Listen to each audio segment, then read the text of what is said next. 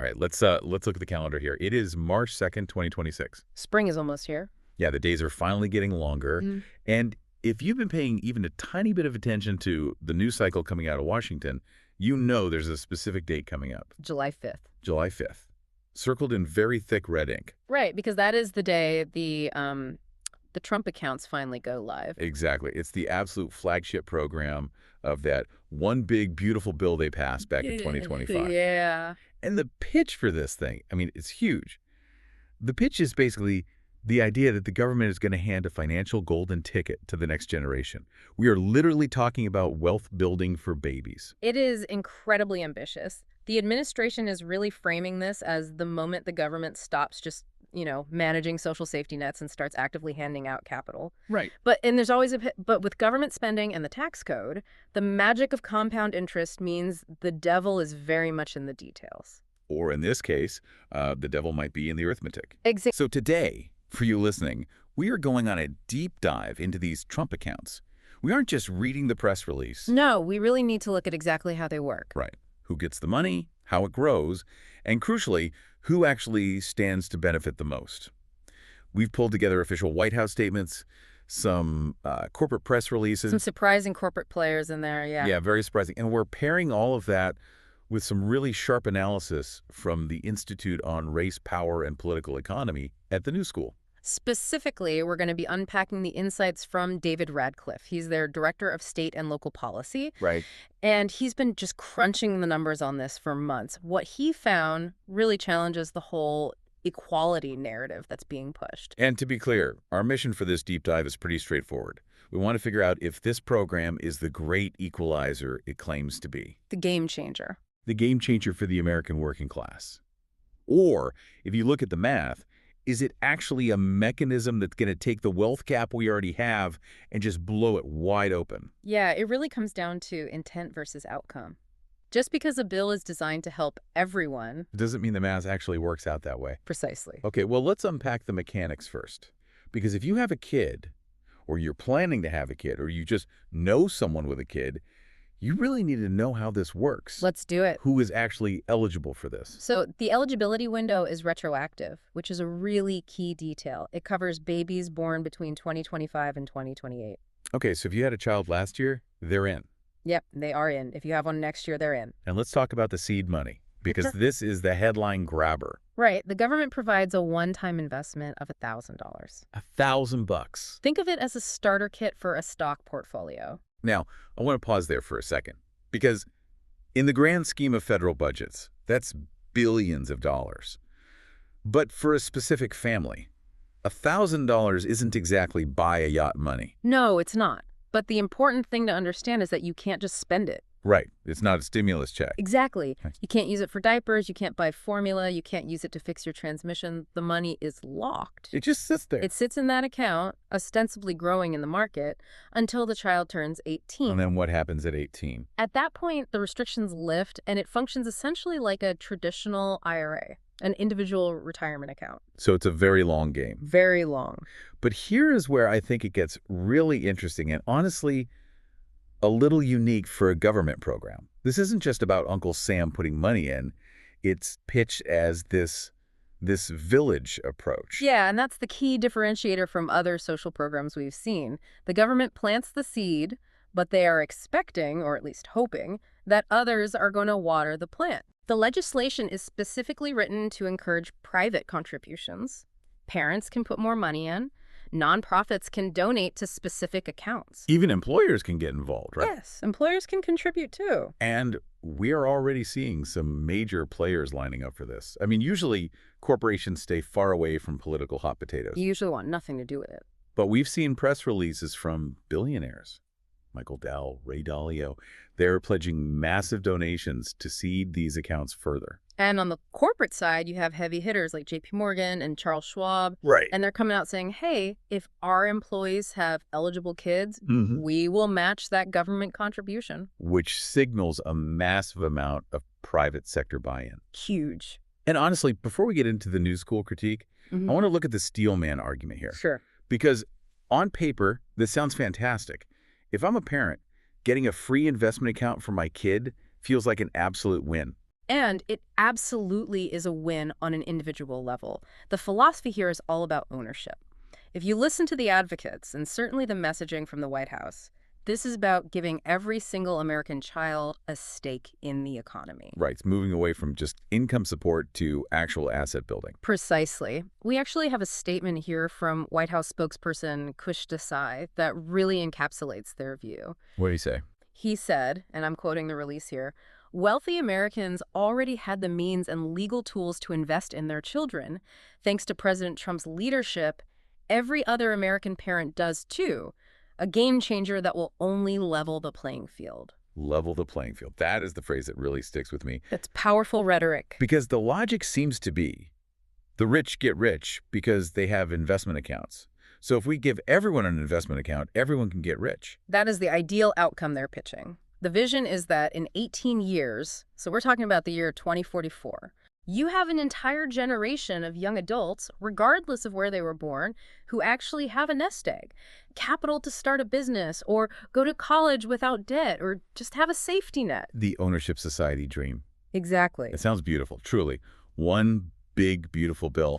But I feel like you were about to burst my bubble here. Yeah. Because you mentioned David Radcliffe from the New School earlier, and I take it he does not think the playing field is actually being leveled. No, he really doesn't. And to understand why he's so critical, you can't really evaluate Trump accounts in a vacuum. What do you mean? You have to compare them to what other policy experts have been proposing for years, because this idea of giving kids money isn't actually a new concept. You're talking about baby bonds. Correct. Radcliffe is a leading expert on baby bonds, and he points out that we actually have a working model of this right now in Connecticut. Okay. And when you put the Connecticut model side by side with the Trump account model, the differences tell a very interesting story about priorities. Okay, let's break that down. What's the main difference? Is it just the amount of money? Well, the money is a big part of it. Trump accounts give you $1,000. The Connecticut Baby Bonds program gives $3,200. Whoa. Okay, that is more than triple. It is, but the targeting is also completely different. Trump accounts are universal. Oh. Everyone born in that specific window gets the $1,000. Right, even the kids of billionaires. Exactly. Connecticut, on the other hand, targets babies whose births are covered by Medicaid. Oh, interesting. Yeah, which is roughly 1 in every 2 babies in the state. So Connecticut is specifically targeting lower-income families, whereas the Trump accounts are just spraying money at everyone, regardless of need. In theory, yes. But there is another structural difference that matters way more than just the initial dollar amount. What's that? It's about who actually manages the money. Okay.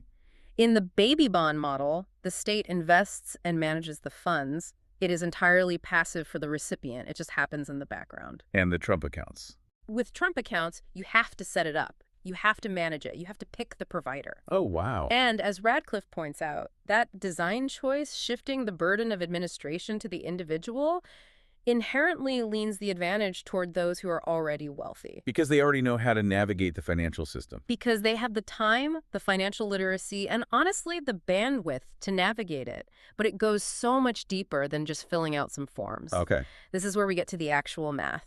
And I want you to really visualize these numbers as we go through them, because this is the aha moment of the deep dive. I'm ready. This is where the gap really opens up. Okay, lay it on me. Walk me through the future.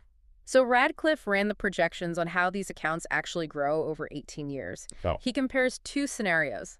Let's call them Scenario A and Scenario B. Okay, Scenario A. Let's hear it. Scenario A is a lower-income family, maybe a single parent working retail. They get the $1,000 government seed.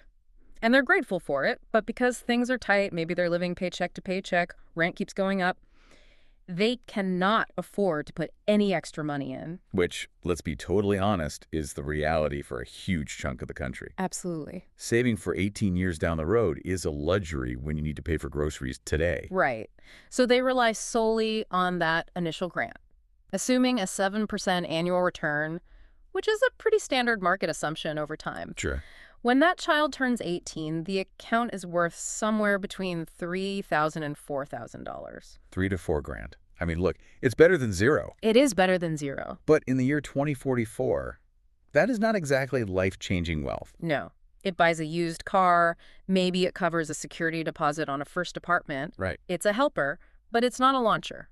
Okay, so what's Scenario B? Scenario B is a wealthy family. They get the exact same $1,000 seed. Fairness, right? Everyone got the same start. In the eyes of the law, sure. But they also have the disposable income to actually contribute to the account. Ah, right, the private contributions. Exactly. The Trump accounts allow for an annual contribution limit of $5,000. So this family maxes it out every single year. Wow. They put in $5,000 on top of the seed. So that's $5,000 a year for 18 years, plus the initial seed, plus the compound interest on a much, much bigger pot of money. Exactly. And when that Scenario B child turns 18, their account isn't worth $4,000. What's it worth? It is worth well over $150,000. Wait, $150,000 Over $150,000. versus $3,000 or $4,000 for the kid in Scenario A. Correct. So in Scenario A, the kid gets a used Honda. Yeah. In Scenario B, the kid gets a massive down payment on a house. Or a fully paid college education without a single dime of student loans. Or seed money for a startup. That is massive. Yeah. I mean, that isn't just a gap. That is two completely different realities. And that is Radcliffe's central critique here. He argues that while the rhetoric from the administration is all about leveling the playing field, the math does the exact opposite. Right. By creating a tax-advantaged vehicle where the outcome depends heavily on how much private money you can pour in, you are effectively using government policy to broaden and deepen the wealth gap. It's like giving everyone a bucket. One person has a garden hose to fill it with, and the other person is just standing there waiting for rain. That is a perfect analogy. The bucket is the same. Government gave them both a bucket, but the result is totally different. Exactly. You cannot compound interest on zero or on very little. The miracle of compound interest works best when you have a lot of money to compound. And remember the corporate matching we mentioned earlier, that whole village approach. Right. The J.P. Morgan and Schwab matching programs. Think about who actually works for those companies. Often, these are higher-paying jobs with good benefits. So the parents who are already in a position to save get an extra boost from their employer. Exactly. Meanwhile, the parent working 3 shifts at a diner, does their employer have a Trump account match program? Probably not. Probably not. So the rich village has way more resources to pool than the poor village. The very structure of the program amplifies the inequality rather than solving it. That is heavy. It is. But there's actually another layer here that we haven't touched on. We've talked about the money going in, Yeah. but we also need to talk about the friction of even getting the account started in the first place. Yes. You mentioned earlier that Trump accounts are opt-in, while baby bonds are automatic. Right. Does that really matter that much? I mean, if the government offers me free money, I'm going to fill out the form. Why is this considered a barrier? Behavioral economists call this the burden of administration. And history shows us pretty clearly that opt-in mechanisms are historically regressive. Regressive meaning they end up hurting the poor more. Yes, because successfully signing up requires 3 things. First, financial literacy, just knowing the program exists and understanding how to use it. Second, time. Literally having the hours in your day to sit down and do the paperwork. Right. And third, attention. And if you are struggling to keep the lights on, your attention budget is already overdrawn. Exactly. Wealthy families often have financial advisors who just track this stuff for them. Their accountant calls them up and says, "Oh, new government program. Done. Signed up." Check the box. Right. But lower-income families are often overwhelmed by the daily logistics of survival. So you end up with lower participation rates among the very people the program is supposedly designed to help. Exactly. It reminds me of 529 college savings plans. Great on paper, but mostly utilized by the upper middle class. That is the exact parallel Radcliffe draws in his analysis. But there is a specific, much nastier trap here that he highlights with the Trump accounts. What kind of trap? It's not just about forgetting to sign up, it's what he calls the benefits trap. Okay, what is the benefits trap? This is a critical disincentive that most people simply don't think about. In the U.S. social safety net, many programs like SNAP, what we used to call food stamps, or Medicaid or a TNF, they have asset limits. Meaning if you have too much money in the bank, you don't qualify for help. Exactly. The government says, well, if you have $2,000 in savings, you aren't poor enough for food assistance. Oh, wow. I think I see where this is going. Yeah. If I open this Trump account for my kid. If you open the account and by some miracle you manage to save a little or the market just goes on a tear, Right. that account counts as an asset. If it grows past a certain value, it might make your family ineligible for other public benefits that you need right now. That is a total paradox. It's a Yeah. massive catch-22. It is a paralyzing choice for a family. Do I save for my kid's future 18 years from now, or do I make sure we can eat next month? Wow. Radcliffe points out that unless the laws are changed to specifically exempt these accounts, and that varies wildly by state, this creates a massive risk for low-income families. So for a poor family, signing up for this free money could actually cost them their grocery budget, Potentially, yes. whereas the wealthy family in scenario B doesn't have to worry about asset limits for food stamps. Because they aren't on food stamps. Right. So the structure essentially clears the highway for the wealthy while putting speed bumps or literal roadblocks in front of the poor. That's the core of the critique. When you look at the actual mechanics, the universal nature of the program starts to look a lot less universal in practice. This is fascinating because when you started with the one big beautiful bill, I was honestly envisioning Oprah handing out cash. You get an account, you get an account. And in a way, Oprah is handing out the account. Right. But she's not handing out the capital to fill it, and that is the crucial distinction you have to make. So let's bring this all back to the big picture for you listening. We have this program launching July 5th.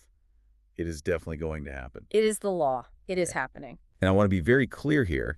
If you are listening to this and you have the means and you have a kid born in that window, You should absolutely do it. yeah, If you have the liquidity, this is a fantastic financial tool. It is tax-advantaged growth.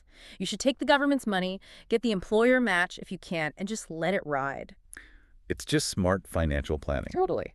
But we aren't just giving financial advice on this deep dive. We are analyzing policy. And as a piece of public policy intended to solve inequality. The evidence suggests it might really miss the mark. In fact, it might exacerbate the exact problem it claims to solve. It seems like the core conflict here is between mechanism and means. The government has created a mechanism for wealth, the account itself. Right. But without the means to actually fund it, the cold hard cash vows, the mechanism just amplifies what is already there. That's exactly it. You can't democratize wealth just by democratizing the access to financial instruments. A brokerage account with $0 in it doesn't build wealth. And when you compare that $4,000 projection to the $150,000 projection, No. that isn't just a statistic. No. That is the difference between a kid who starts adulthood scrambling and a kid who starts adulthood with a safety net and a jetpack. It creates a bifurcated generation. One group gets a cushion, the other gets a catapult. So what does this all mean for you? Whether you are prepping for a meeting on economic policy or just trying to figure out what to do for your own kids. I think it really asks you to look past the headline. When you hear phrases like equal opportunity or universal access, you have to ask yourself if that means equal access to a product or equal capacity to actually use it. Because those are very different things. It's very different. Yeah. Is the playing field level just because everyone has shoes, even if one team is playing downhill and the other is playing uphill? Right. And I think the provocative thought to leave everyone with is this. If a government program requires private money to be effective, is it really a public benefit? Or is it just a tax-advantaged vehicle for those who already have capital, dressed up as a social program? That is the big question. Is it social policy, or is it a tax shelter with a really good marketing campaign? I have a feeling we're going to be watching those participation numbers very closely when July 5th hits. We certainly will be. Thanks for diving in with us. We'll catch you on the next one.